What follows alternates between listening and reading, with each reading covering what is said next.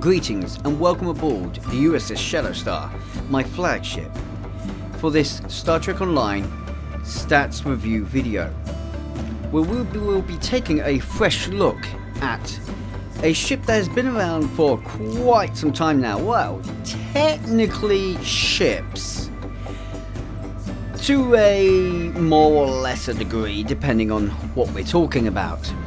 There is a lot to cover, and I do apologise for the length of this video. I've tried to keep it as short as possible, but, well, with certain things to cover, that's easier said than done. So, may I just say, please get comfortable. And before we begin, I had just wished to give a huge thank you to the patrons, the donors, and my Twitch subscribers that have helped to make this video, as well as other videos on the channel, possible. So, thank you to Tribal Typhoon, TravisGames, Darkstar's Order, Cross-Eyed Deplorable, Skyhawkings, Miss Future Teach, to Fox Plays Games, to Negus, to Dante Demonic, and to Nightrunner 678. Your generosity has made this possible. Sincerely, I can't thank you enough. And, with that being said, I'm Captain Ri'shad. Shall we begin? The Romulan Dreadnought Warbird, also referred to as the Scimitar. But there are far more than just the Scimitar in this game. The Scimitar is a tier 5 variant, I should note to say. To have each of the visual appearances of this ship, you will need to purchase each independent ship, so that should also be noted. What does this mean? Well, please bear in mind that the tier 6 ships will cost you 3,000 Zen each, unless you go for the bundle. And the tier 5s will cost you 2,500 Zen each, unless you go for the tier 5 bundle. Now, that being said, of these looks, you have the tier 5, which is the Scimitar, the Falcon, and the Tewa. Tactical, Engineering, Science. You then also have the tier 6 variants, the Khopesh, Flambard, and Shamshir. Again, Tactical, Engineering, Science. All that should be noted quite easily. Like I said, you do have to have each one purchased to have its visual, to be able to choose its visual components. There are a lot of elements to change on these ships, which include the hull, top nacelles, bottom nacelles, those large things you're seeing at the back. The wings should be pretty obvious to you what they are. You then have your top sensors, which are just near the front there. You can just see them flickering around. And your bottom sensors, I do like to hide underneath. Everyone has their personal aesthetic choices when it comes to this. I've seen a lot of customizations, a lot of kit bashes. You also have the various materials of the Falcon, the Scimitar, and the Tewa hulls, which are all very nice to see. I am using the Khopesh at the moment, so I'll keep the Khopesh on the screen as I show you these. You also get access to the original Romulan hull types that we've all seen before. The Remans Type 1, 2, Romulan Type 1, 2, 2 brown, 3, 4, which looks quite nice in this ship, I will say. And of course Upgrade, which is another very beautiful aesthetic for these ships. But there is one big thing to note, and it's not the windows having 4 types. It's the fact that we have a unique bridge for this ship. Along with the Romulan bridge that everybody's used to, because just about every single Romulan ship has to use this bridge. Kind of annoying, really. We also get the Scimitar bridge. Luckily, this is probably down to the fact that the Scimitar bridge gets used in a couple of missions. And so they push this out there. I still find it hilarious though that a certain Hakim is stuck using the Romulan bridge despite it being in missions. Okay, so let's get to the stats. So this massive ship that comes with 6 variations does give us a lot to talk about. To try and keep this video from being too long, like some complainants made at the original version, I'm going to try and do this as fluidly as possible. We are only going to talk about the tier 6 variants due to their ability to level with the player, and simply because the tier 6 variants are definitely superior to the tier 5 on every level. And also, I will try to do this as coherently as possible. So we will start off by talking about what they all have in common. So, tier 6 wise speaking at least, all tier 6 variants are tier 6 rank, of course, with the type Dreadnought Warbird, and at level 65 their hull is ranked at 60,000. They have a hull modifier of 1.3 reoccurring with a shield modifier of 1.1 and a turn rate of 7. These ships have an impulse modifier of 0.15 with an inertia rating of 20, and of course, being Romulan vessels, they utilise singularity cores over the warp cores of other ships. They all have 5 forward and 3 aft weapons, and they are capable of equipping dual cannons. You'd hope so, being a Dreadnought. And they all come equipped with 1 hangar bay, and the ability to use the Scimitar battle cloak, and they have the carrier command and singularity abilities. Now note, these ships are equipped with Scorpion fighters, but they do have a unique type of vessel I will get into in a bit that comes from the dilithium store. I will tell you right now that of all the vessels you can equip to this, I will most certainly recommend using this unique vessel, since it is extremely powerful, for what you're getting at least. Now having said that, this is where we get into where the ships differ. So first of all, we'll talk about their bonus power settings. Now, the tactical variation has bonus power of plus 15 to weapons and plus 5 to engines. The science has plus 10 to shields and plus 10 to auxiliary, whereas operations is plus 10 to shields and plus 10 to engines. Relatively nice to see, I would say. Along with their 4 device slots, these ships have, in the tactical variant, 5 tactical consoles, 3 engineering and 3 science. In the science variant, 3 tactical consoles, 3 engineering consoles and 5 science consoles. And for the operations variant, it is 4 tactical, 4 engineering and 3 science consoles. Across the board, relatively in tune then. Now, to bridge officers, all 3 variants have a tactical at commander rank. They also have a universal at lieutenant commander rank with commander specialization. However, from that point onwards, the tactical variant has a lieutenant engineering, a lieutenant science, and a lieutenant universal. Whereas the science variant has a lieutenant engineering, lieutenant commander science, and an ensign universal.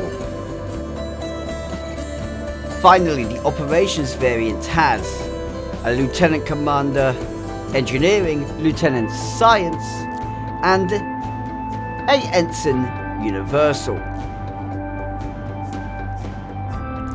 Let me make this very, very clear right now.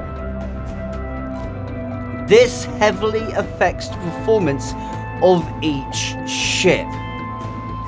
For some of you, you may be thinking that, from the sounds of it, evidently, the tactical variant of this ship is the superior.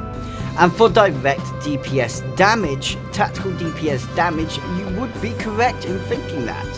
However, if we're going to go for side DPS, well, the science variant is quite a strong suit.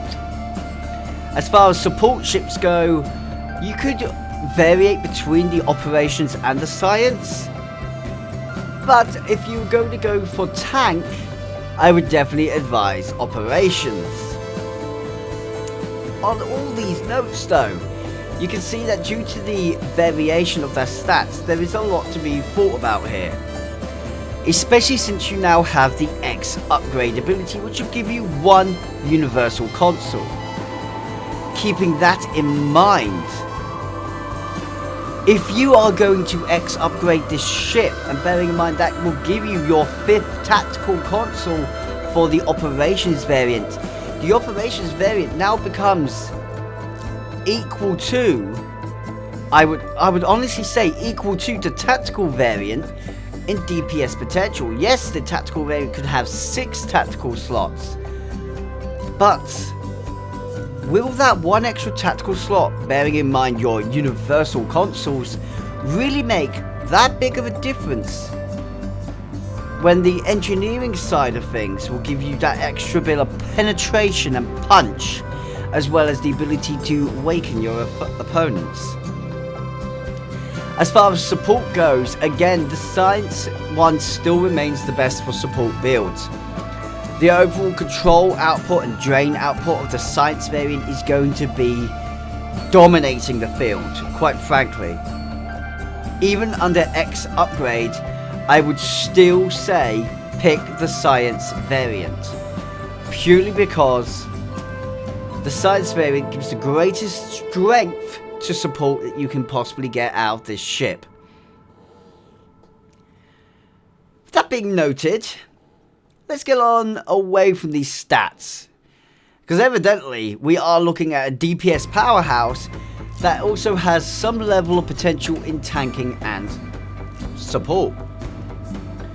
And so far, my recommended version to you players, to anyone out there looking to get only one of them, would be the operations variant, purely because it is the only one of the 3 that can take on multiple roles with ease, being tank, support and DPS all in one boat, even if it's not the best support option. Okay, seriously though, focus, Ri'shad. Next section we will talk about, are we really still going with this sort of thing? Okay, so there is a lot to cover with this ship, so let's be fair. Now, from this point onwards, I'm going to include some of the tier 5 information in, just a little bit, so that you guys have got the full round out. But I'm going to be honest, the tier 5 stuff can be skipped. I'm going to be straight honest right now. If you're looking to get these ships, my recommendation ends with getting all 3 of the tier 6 variants. So the tactical, the science and the operations tier 6 warbirds, those I recommend. I do not recommend the tier 5s. Why? Okay, here we go. First of all, the console you get with the engineering variant of the tier 5 is the secondary shields. This one giving you around about 20,000 points of damage for 45 seconds.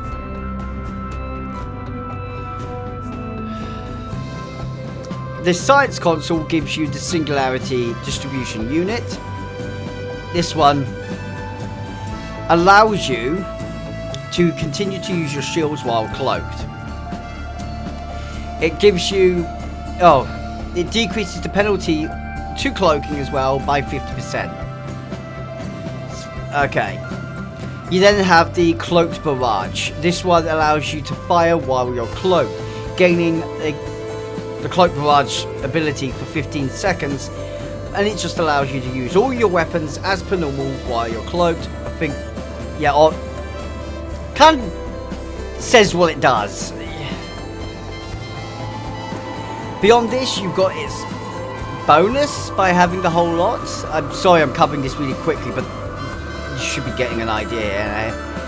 At the 2-piece set, you gain the rapid maneuvering thrusters, which only increases your turn rate by 2, and that's while leaving your Romulan battle cloak.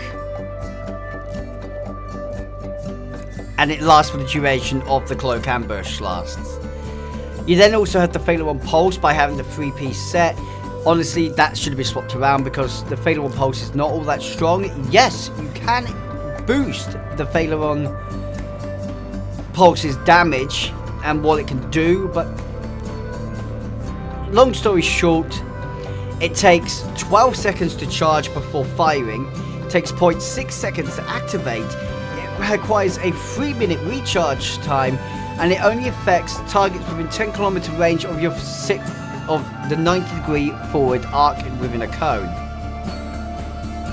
After charging for the 12 seconds, it will deal just over 35,000 radiation damage to up to 10 targets within that forward arc, and then will continue to do just over 3,000 radiation damage for the next 12 seconds. This can be boosted by particle generators and auxiliary power settings. Kind of pathetic, but then again, this was tier 5. This is, for a long time now, this has been outdated. Let's be fair. The tier 6 stuff though, this is a whole nother story. And if I was going to be saying it right now I'll say it. If you can get all 3 variants of the tier 6 ship, I definitely strongly recommend it for the console set bonus. And if you're entry, yes, if you're higher DPS, you've been playing for ages. I'm not entirely sure why you're watching this video because you know all about this ship anyway.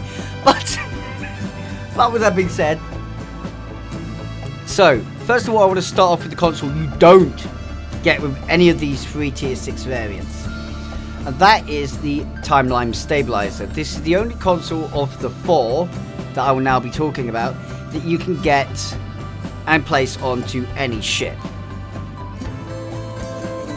You get it with the Kremin time ship.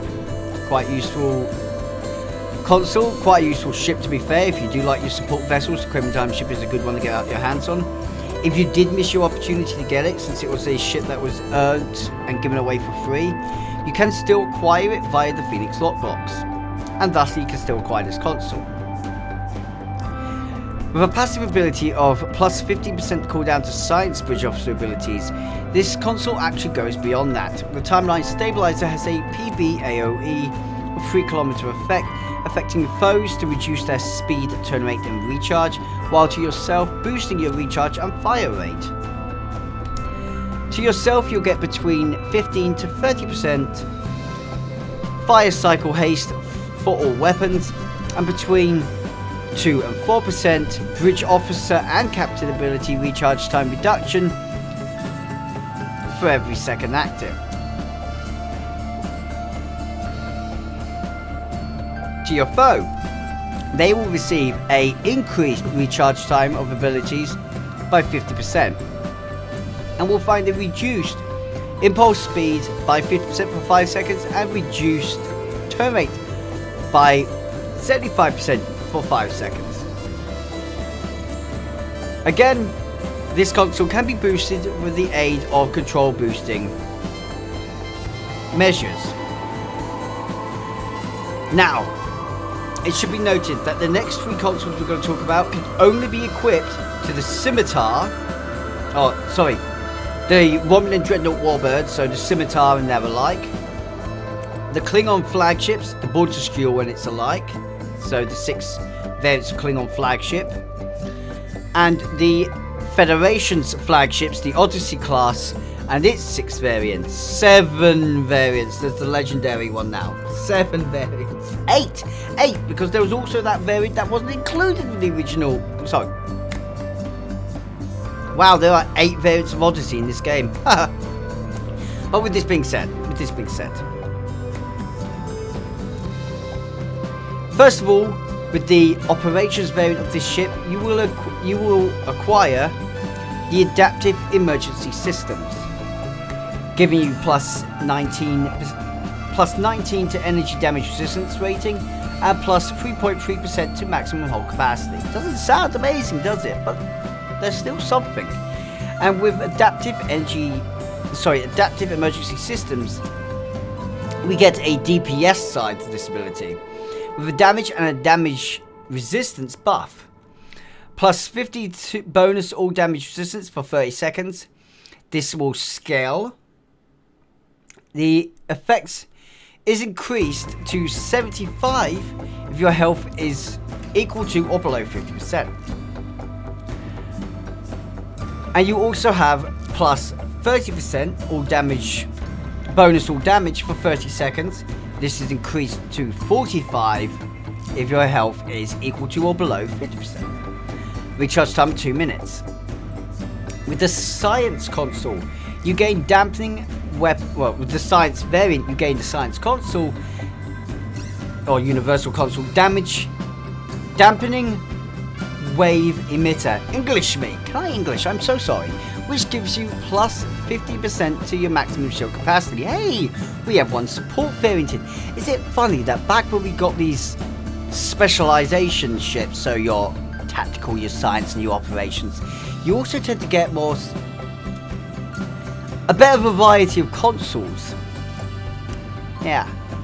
The Violent Dampening Wave is a PB AoE to 4 kilometers with a radiation DOT and a damage debuff and disable. It doesn't sound like it does a lot, but it does enough, really. So to your foe, you do just over 1,000 radiation damage every second for 15 seconds, with a minus 8% to energy damage for 15 seconds, and a disable for almost 8 seconds. Essentially, you're going to continuously damage your enemy over time. They're going to be dealing a lot less damage to you. Only 20% of their maximum output will be usable. And they will be disabled for 8 seconds. Doesn't sound like a lot, but in STO, a lot can happen in 8 seconds. A lot can happen in 2. So, that's actually quite dangerous, that disable. Finally, with the tactical variant of the ship, the one that you can see on the screen. The Flagship Tactical Computer. Ho ho ho! So, plus 90% to direct energy damage is its passive ability. Then you get the Fleet Weapon Acceleration.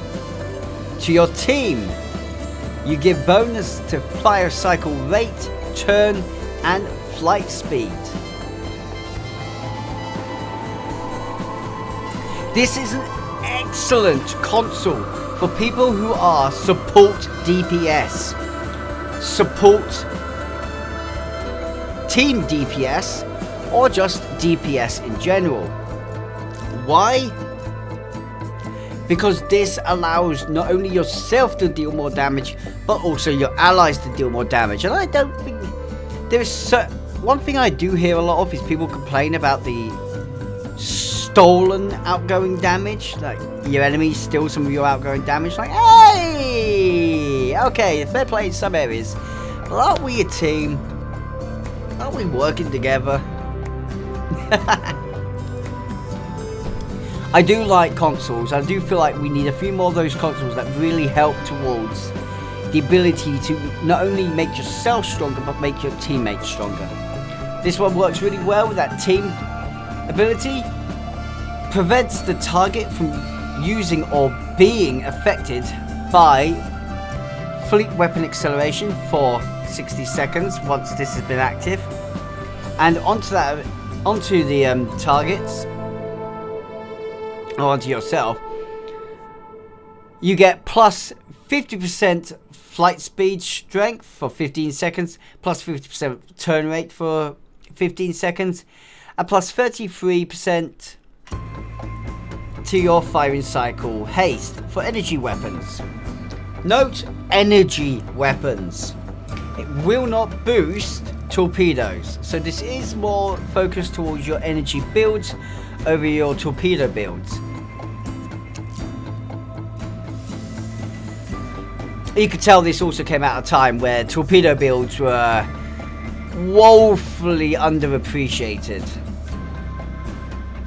Now, having noted on this though, let's get on to some other things, like the more details. Why did I say having a full set of these ships is useful?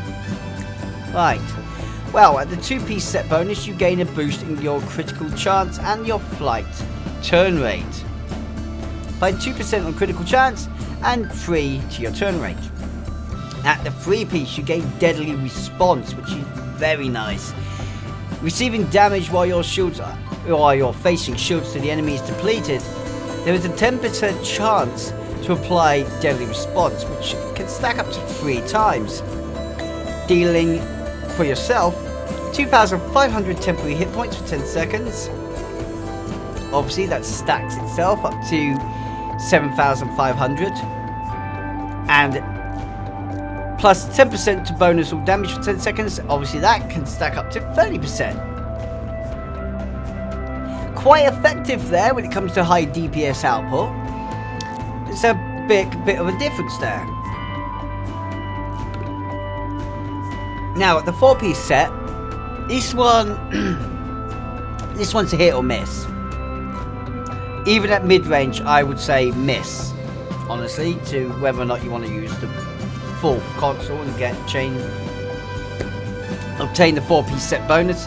The full console, whichever one you go for, you will be losing in some way, because these consoles are relatively good. But there are things you can put in place on one of these consoles which will give you a substantial boost in whatever you're going for. However, the 4-piece set bonus will make it so that your emergency systems requires your health to be increased from 50% to 75%, so you'll be able to use the adaptive emergency systems at 75% instead.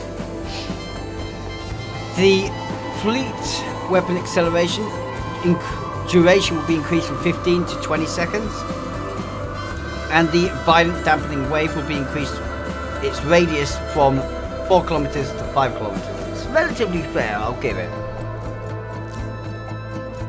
There's a lot going on with the ship, so it's a lot to take in. Now then, onto its traits, which is a little bit LC to talk about. First of all, on the tactical variant, we have the supercharged weapons, which energy weapons perform enhanced by torpedoes. So, when firing a torpedo, it will grant you 1 stack of supercharged buff. This can stack up to 3 times. It's not overly that strong of a trait, if I'm honest, but it will give you direct energy weapon gain of 10% to your damage for 20 seconds, 1.5% to your critical chance, and 6.6% to your critical severity. It's an okay trait. I'll give it that. It's okay, but it's not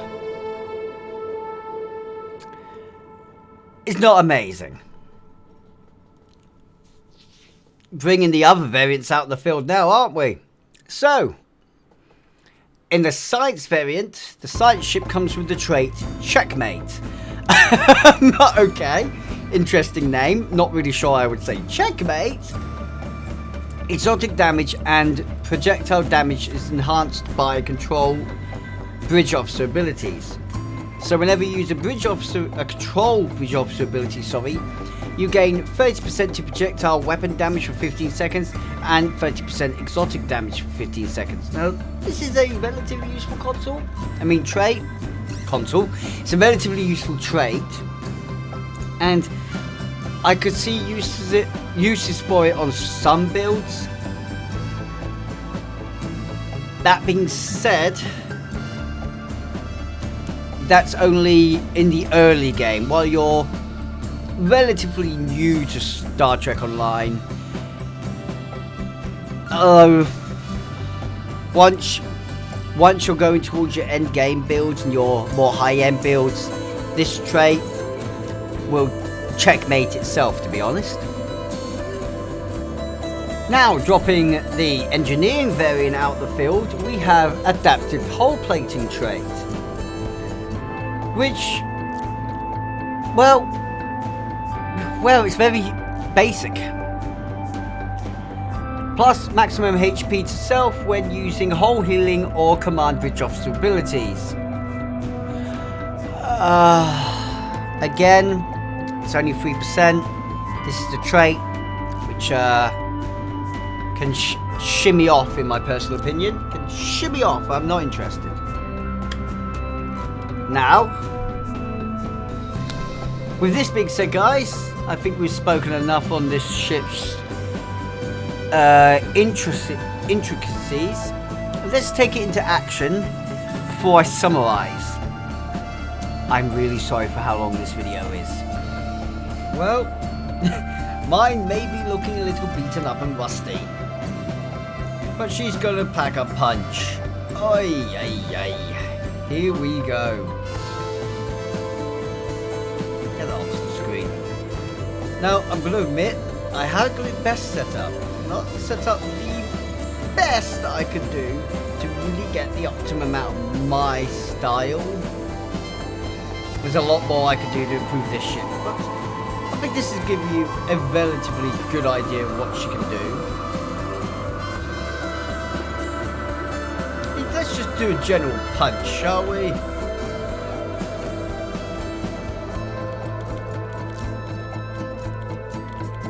Oh yes, and I went cannon build.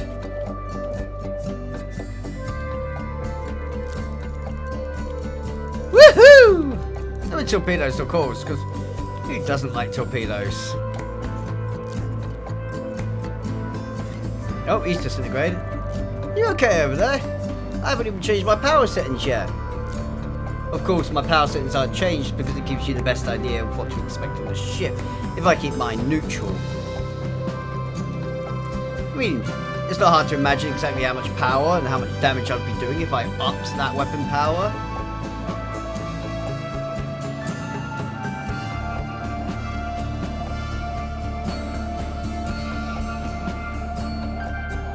I feel like that would just vanished. Bye! Okay, so let's go see what this ship can really do. And I'm actually going to take advantage of a 3-piece set bonus on the full console array and nothing else when attacking the Gallo class. To give you an idea.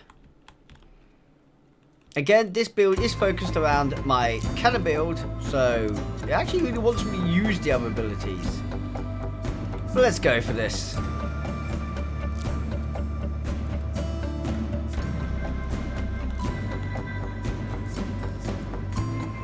Whoops, there we go.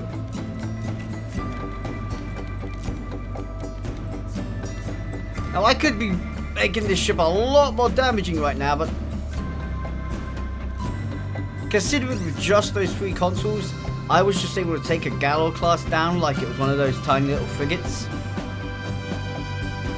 Like, seriously, that is the comparison there, in my opinion. It was no more difficult to fight than a frigate. I took a bit more damage from it, a bit more damage. But then if they just discard those weapons, like, solid, because if you're going for high-end build with this ship, you're not going to be using the consoles. I'll be honest, as much as I do like to say, as I once called it, DPS Titan territory.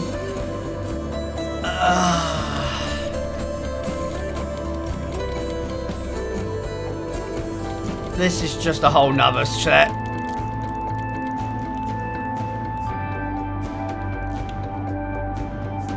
Just a whole nother array of hell to wage fire with. I mean, look at that. I have a Scimitar ship down there at the moment. That's right, you're seeing a Scimitar ship attacking. I forgot about them. Forgot to mention them. They are the additional higher power.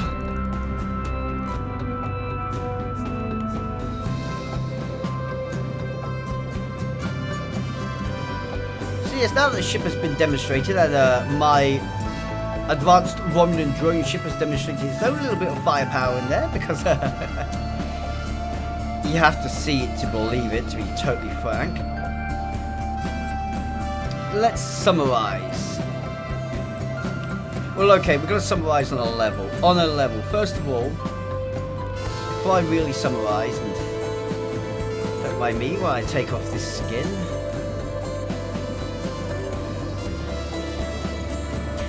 So if I really wanted to do it, summarise, come on. First of all, let me talk about this. This is a unique pet that you can use to this ship. You get it from the dilithium store for just over 30,000 dilithium. It's pretty damn strong. It gives you 2 essentially frigates that are very, very powerful. Equipped with disruptor beam emitters ×3, plasma torpedoes, multispectral emitters, triphasic emitters, ability to use beam overload 2, fire at will 2, emergency power to shields 2, and the multispectral emitter sensor disruption 1. These are very, very tough little ships, and depending on who you're fighting, depends on the form the ship will take when flying along your side. So you're going to have a lot of fun with this ship, to be fair. Sorry, with that fighter pet. And it's a strong little ship. It takes a right pounding and really does keep coming back. I can't respect that ship enough. So, whoops. Let's summarise, shall we? And please, guys, hear me out. Now, I admit, back in the day, when the flagships were first released and me and Lynch reviewed the flagships together, I took that moment to say that the Odyssey Tactical Star Cruiser was a DPS Titan. And I demonstrated why I thought it. Taking Lynch out in literally just over a second. Back then, the recently introduced Tier 6 ships, they were a little bit more locked down. You couldn't really use the Tier 6 consoles with other Tier 6 ships, and that was considerably a bad point, which is why it was so limited and why it made that Tier 6 ship a Titan to me, because that ship was the only one that could use all its consoles and as such. Now, I would say the same thing with the Scimitar. However, if I really wanted to, because bear in mind back at that time, you couldn't use the Tier 6 Scimitar on a Federation character. That's why the Odyssey was it for the Federations, and I would said this Scimitar for the Romulans. Nowadays, that obviously changes. Not only is the Odyssey nowhere near as good weapon layout when it comes to DPS, but when it really comes down to the fundamentals, this Scimitar class, even now, is an impressive and powerful ship to choose. As far as I'm concerned, she's not the DPS Titan anymore. She's not that. But she really hasn't lost that much out of her standing. She still is a really remarkable and impressive ship, no matter what faction you're flying. So long as you can fly the Romulan Dreadnought Warbird, this is a very good ship to fly if you want to play DPS. Thanks to her consoles, her traits on a minor level, but still her traits, and quite frankly, her stats overall, she's a great, absolutely amazing entry-level DPS vessel. With incredible endurance, great firepower, decent maneuverability that's easy to increase, you will never find her to be a problem as you rank up and improve your own DPS potential. So, to DPS players, I strongly recommend this ship to you. Any DPS player, doesn't matter how experienced you are, I still recommend this ship to you, because even if you don't want to use the consoles, its traits and that, she's still remarkably well set up. And considering she's a Dreadnought, essentially cruiser level ship with a lot of her stats, she is one of the very rare ships to have a tactical commander bridge officer seat at this level of power. battle cruisers are the closest to it, and they are nowhere near as tough as she is when it comes to taking damage. Now, stepping away from that, support-wise, I definitely advise the science variant of this ship for support players, those who want to use a science DPS build or a support build. I strongly advise the science variant of this Warbird again, because once again, she's got lots of firepower, lots of potential, and her support ability is up there among other science vessels. The only real weakness she has is the fact that she doesn't have a science commander seat. God, that could have been overpowered for a ship like this. Luckily, that's not the case. Because if they swapped the tactical and the science on this vessel for the science variant, I would definitely call this ship the Science Titan. Luckily, they have not done that. So, whew, we're safe. Tanks, I strongly advise the Operation variant. The Operation variant is amazing for you tank players because of her decent level of science and engineering consoles. Her great tactical console layout gives her enough firepower to generate extra threat. Again, her British officer layout allows you to generate plenty of threat and also keep yourself nice and enduring and in the fight. And to really up all of this, thanks to X upgrading, she is still up there in endurance levels to be some of the best tanks. And to be fair, if you've X upgraded the Operation ship, you've got a ship that is one of the best DPS as well as one of the best tanks in one boat. It's quite a good combination you can get from just one vessel, one variant of the ship. So, yeah, I strongly recommend this ship. And that's despite its age, despite how long it's been in the game. So, just take credit to the ship there. Let's give the ship a little bit of credit. She's very old now for Star Trek Online, yet she's still such a useful ship to have. Guys, thank you for watching. I hope to hear from you, your opinions on the ship and your thoughts. So please, down in the comment section, let me know what you think of the ship. I apologise because I tried to make this video shorter, but it's very hard to do with a video talking about 3 separate ships in essence.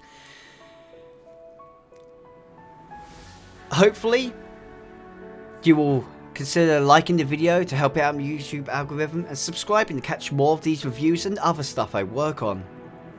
If there is a ship you specifically want me to review next, then please don't be afraid to comment that below. If I see a lot of requests for a certain ship to either review next or do a re-review of, then most certainly I will get myself into doing that. And can I just say once again, a huge thank you to the people that made this video possible and to make all my videos possible. My patrons, my donators, my Twitch subscribers. The absolutely generous people that are on screen right now.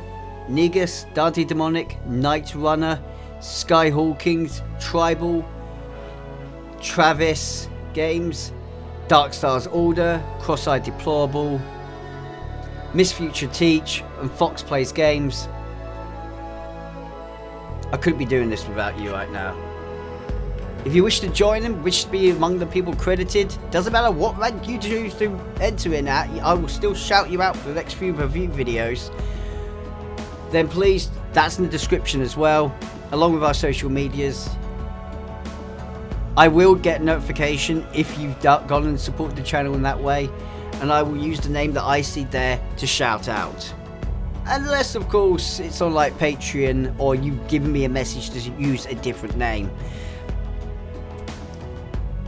With that being said, guys, again,